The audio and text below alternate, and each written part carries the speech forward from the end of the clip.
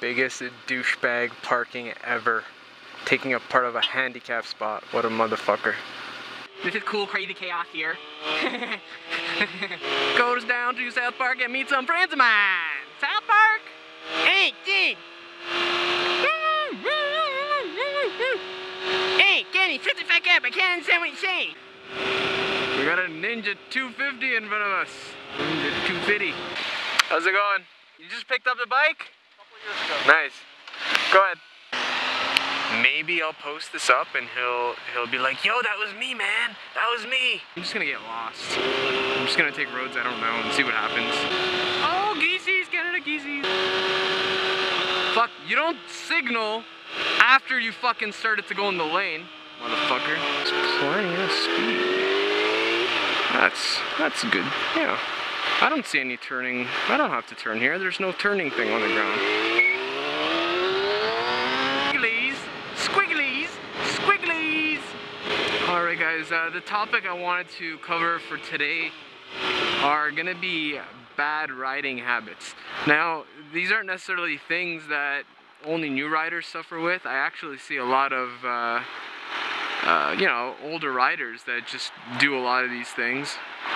So I figured I'd do a little bit of a video and help you guys out, because usually when you have bad riding habits, it's gonna hinder your riding performance at one point or another.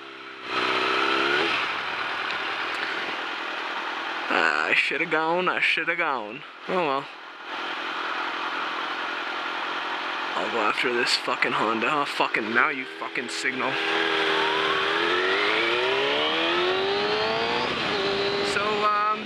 Now the most common mistake that a lot of people struggle with, this is more so something newer riders struggle with, is they're always looking down.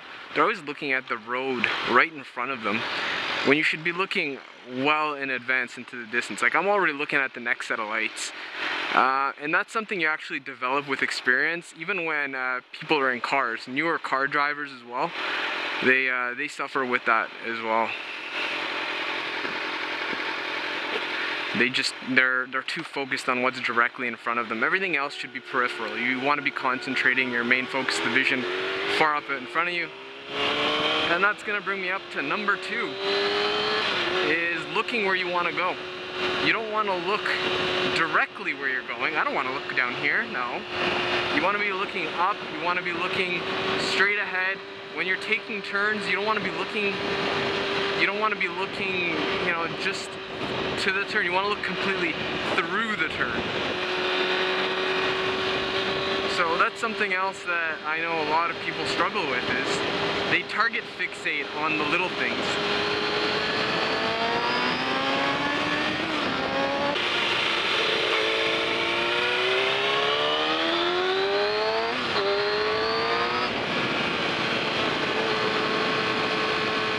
Take this turn for example. I'm not gonna look here, no. I'm turning my neck and I'm looking well into the turn, because the bike's already in this lean, right? So I'm just gonna keep going. I'm gonna keep going where the lean takes me. And I don't need to be too focused on what's directly in front of me. I wanna look all the way through the turn, because if there's something through the turn, stopped cars or whatever the case may be, you wanna be able to prepare yourself for that situation well in advance. So that's number 2. Now number 3 is something I see so many people do this. My right foot right now is up on the rear brake, and that's something I struggled with when I started off on my 250. I actually, you know, you don't want to roll back, right? And the easiest way to do that, it's not with your front brake and then giving it throttle. That's not the right way of doing it. You want to be on the rear brake, and then, so right now I'm on the rear brake, and as I give it some throttle and let go of the clutch, I'm letting go of the rear brake. And that's gonna help you out. So you wanna make sure your right foot is always covering your rear brake on stops, because if you don't do that, you're gonna have a huge issue with stopping on hills. You're always gonna roll back a little bit. you're gonna end up having your front brake on, you're gonna trail your front brakes, you're gonna kill your brakes. You wanna make sure you're using your rear for that stuff. It's gonna build a whole lot of confidence when you're riding. That's something I struggled with. I think maybe for a couple months, I would always put my right foot down because that's what I got familiarized with. Now, another thing is proper riding position. Now, usually when you're riding, you should be in the far right lane at all times. I'm not gonna go to that extent, but at least I wanna make sure that I'm supporting proper riding positioning. So as you can see now in the far right lane, I'm in the left tire track. Yes, that puts me closer to the cars that are in the center lane, but at least they're gonna be able to see me in their mirrors. If I take the right tire track, there's good potential that they're not gonna be able to see me.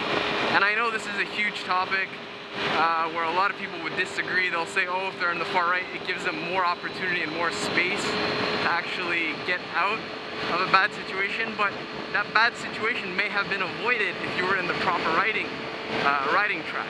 If I'm in the center lane, which you shouldn't be in because you're gonna have to worry about people on both sides, you know, you want to be in the center because it's gonna give you an optimal position where people can see you on both sides.